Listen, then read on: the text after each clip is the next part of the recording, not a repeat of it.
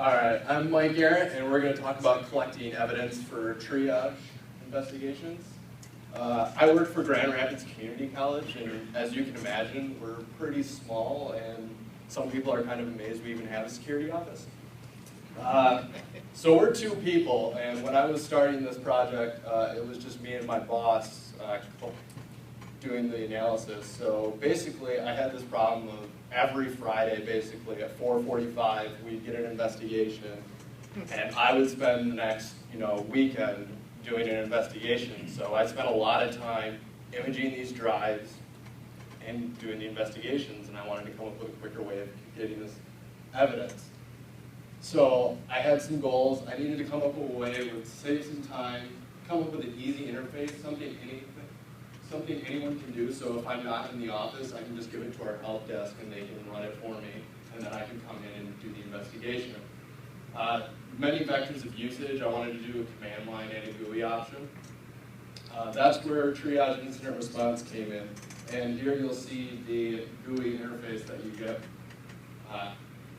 You also, as I mentioned, you have a command line, which you can use the INI file, which all the selection processes you see here are a function within the INI, so you can select it there.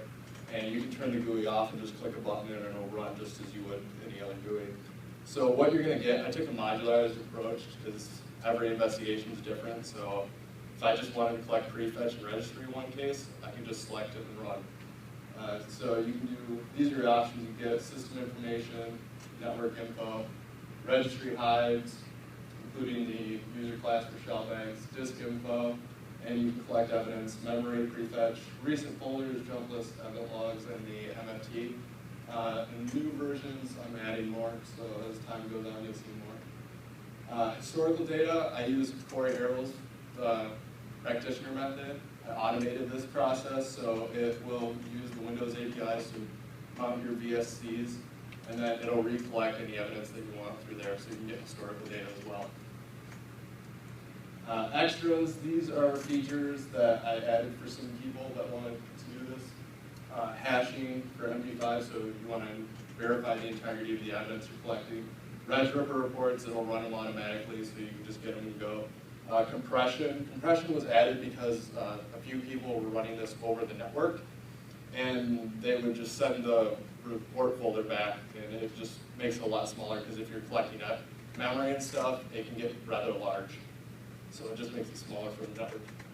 So reports, results, you just have a collected evidence and reports folder.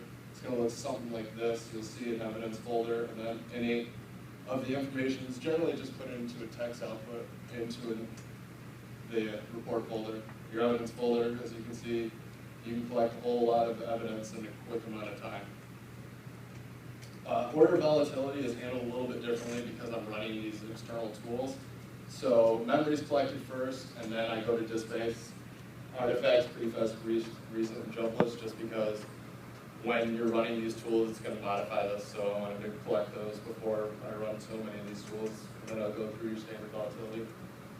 Tools used, I'm using sysinternals from Windows or Marcus Inovich, command prompt from React OS, which is a project where people wanted to recreate the NT kernel for some reason.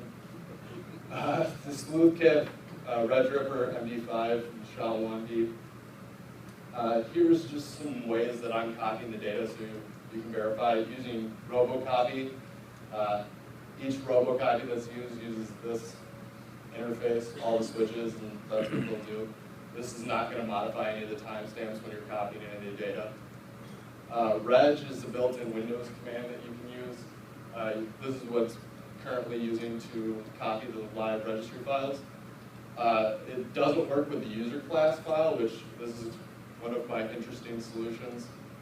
Using the sleuth kit, if you have a live system file that's blocked, if you do an iFind to find the MFT entry and then put that into a variable, so once you have that variable in the MFT, you can carve it out with icat using it and carve it at block level, so you don't have to worry about whether it's locked or not. So if you want to integrate that into your own scripts, it's a really great way to come around blocked files.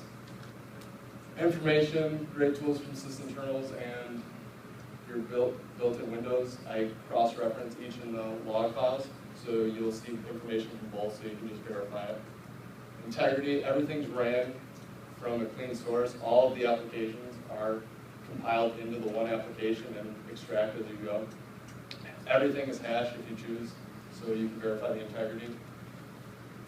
This is just collecting evidence. Once you have it, you're going to need to analyze it. So you're going to want to use Volatility, Red Ripper, any of your standard open source tools that you would use for your investigations.